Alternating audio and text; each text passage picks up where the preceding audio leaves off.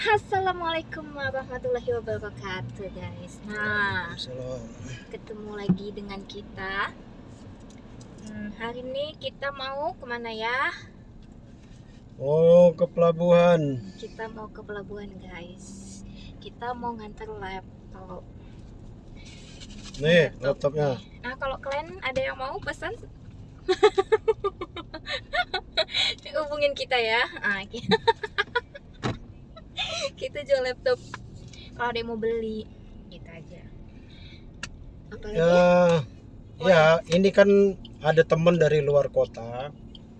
Dia nitip belikan laptop di Batam gitu. Karena kata dia di Batam harganya murah, terus kualitas barangnya bagus gitu. Jadi ya kita bantu, kita fasilitasi. Nah, ini sekarang laptopnya udah kita beli. Terus kita mau ketemu di pelabuhan untuk serah terima gitu. Jadi kita hanya membantu ya guys. Kita bukan pedagangnya gitu. Iya. Kita hanya membantu, kebetulan kita kenal teman-teman yang bermain di bisnis laptop, iPhone segala macam gitu. Ya, kita nggak ngambil untung karena kita hanya support teman-teman seperti mereka mensupport kami. Nah, Betul. jadi seperti kalian jangan lupa lah support kami dengan subscribe. Gratis. Oke. Jadi lepas ini kita mau keliling lagi. Seperti biasa lah, ini kegiatan kami kalau lagi weekend. Jadi cari kegiatan yang buat nyenengin hati aja, terutama nyenengin bini nih. Oke. Ikutin ya guys perjalanan kita. Bye bye.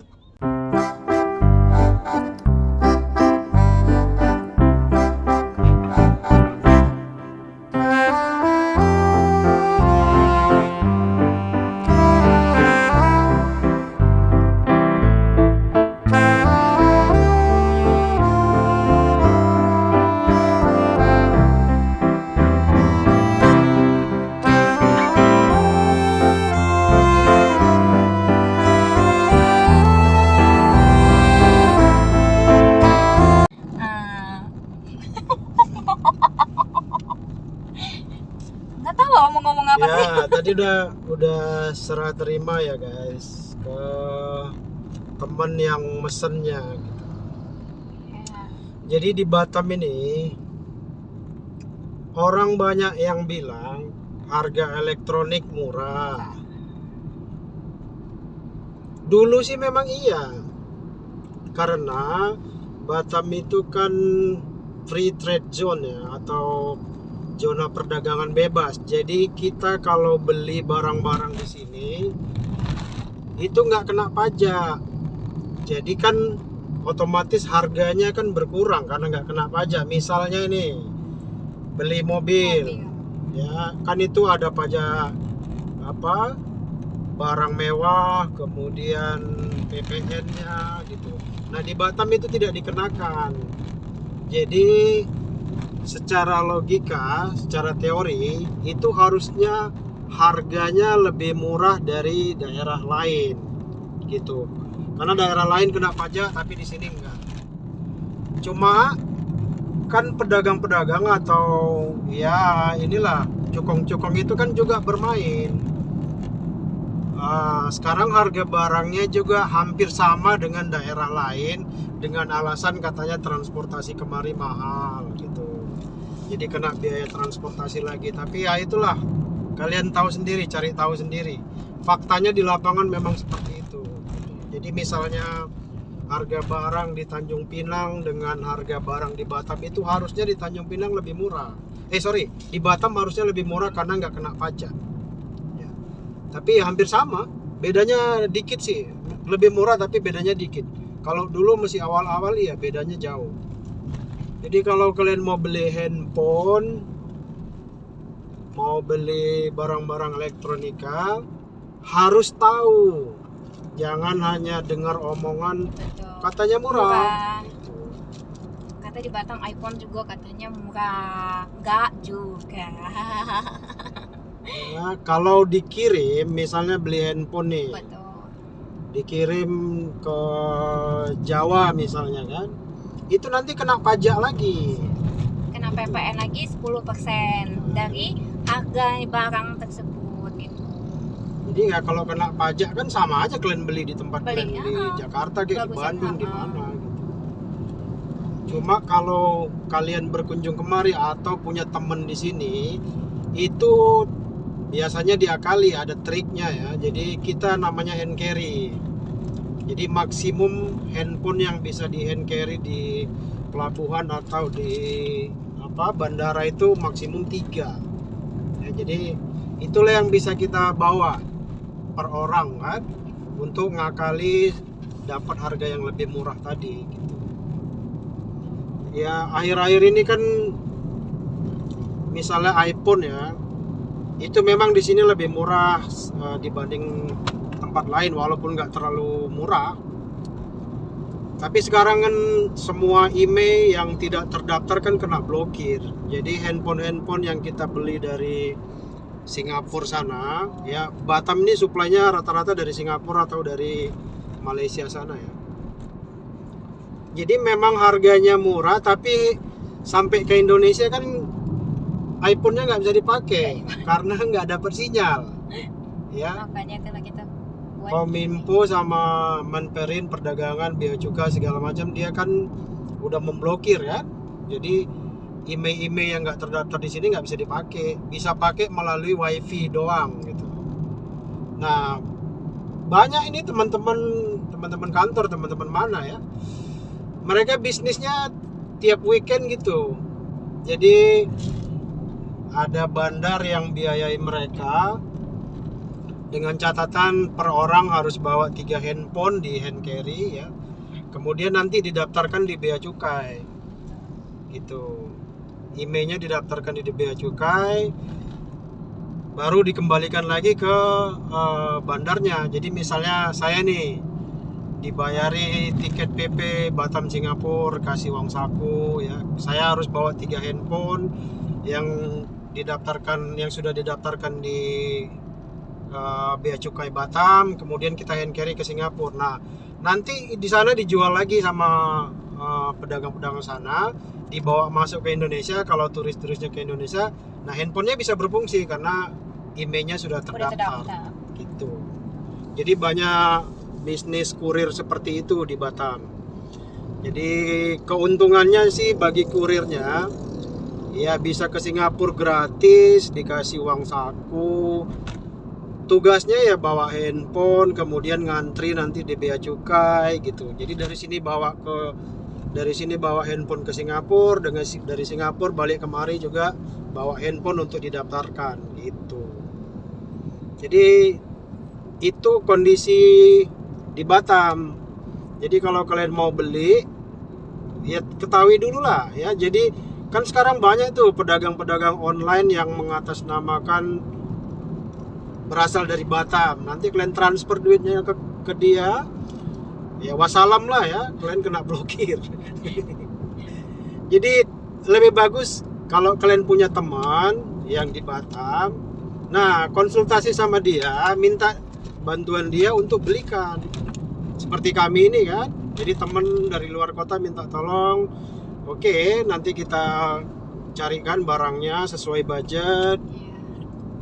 Kemudian ya kita yang ambil, kita yang di Batam yang ambil, kita yang serah terima dari pedagangnya gitu. Jadi ya kalau kayak gitu kan kita real ya, kita tahu oh ini yang mau kamu beli itu ternyata alamatnya fiktif gitu, nggak ada itu, tokonya juga nggak ada.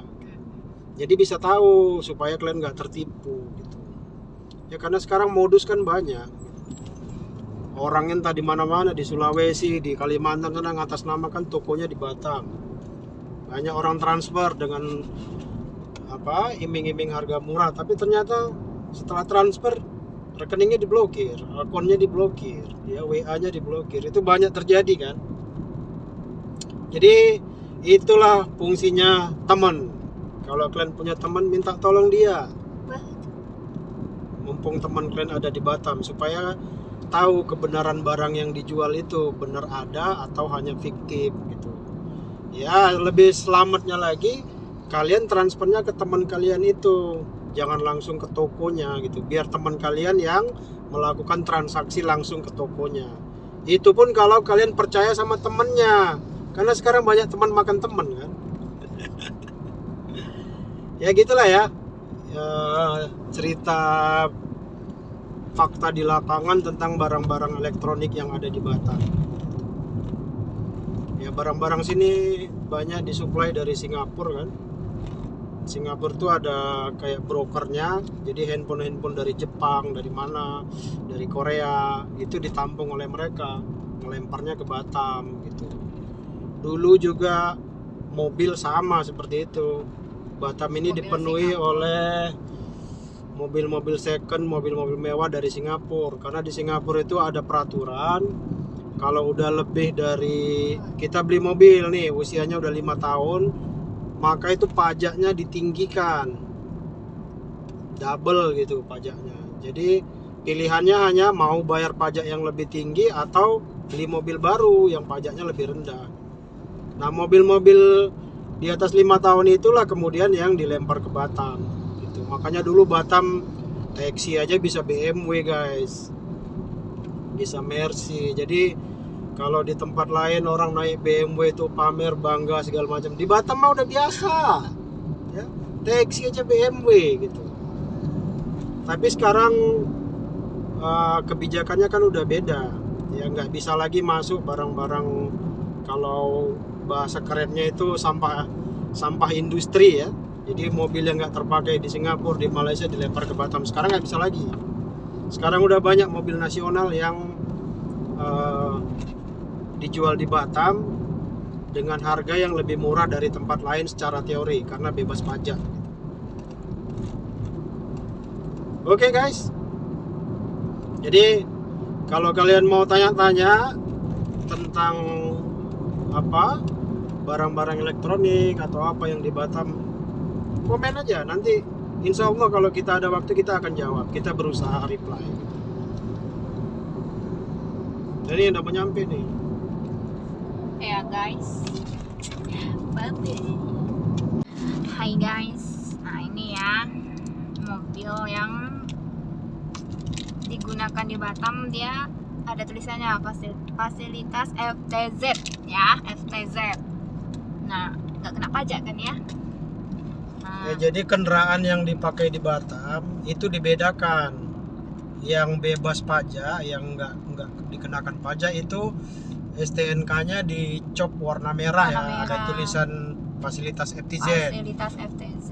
Jadi itu bebas pajak sehingga harusnya harganya lebih murah. Sementara yang mobil lain yang bisa kita bayar pajaknya, itu tidak ada dicap fasilitas FTZ gitu.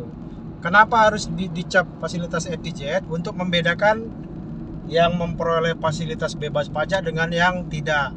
Yang memperoleh fasilitas tidak kena pajak tadi, kendaraannya nggak boleh keluar dari Batam atau tidak boleh keluar dari daerah FTZ-nya gitu.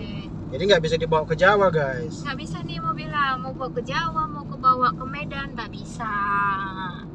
Jadi kita mau urus nanti ya FTZ-nya 10% dari harga mobil. Nah hitung aja lah kalian berapa lah ya. Aku pusing itu. Jadi kalau mau dibawa keluar dari Batam, kita harus lunaskan, kita harus bayar pajaknya. Pajak kita, baru kita bisa keluar dari Batam mobilnya. Padahal kan pengen nih touring kita ke Medan ya kan, tapi kita harus bayar pajak dulu 10% dari harga mobil. Nah tapi nanti lah ya bakal kita urus karena kita mau Touring panjang. touring panjang nih, bakal ada planning berdua jalan-jalan gitu, mau kemana gitu, karena di Batam kan di sini aja bosan kan. Nah jadi itu nanti kita bakal urus. Nah kita bakal touringnya guys. Oke lah ya guys, karena kami mau apa ya, kita mau apa ya, mau cari kegiatan lain. ada kegiatan lain. Ya udahlah ya, sampai sini dulu ya. Nah ayo teman-teman ya, jangan lupa subscribe and like dan komennya ya. Karena kalau subscribe itu gratis. Bye bye. Sorry ya, dia nggak bisa bilang R.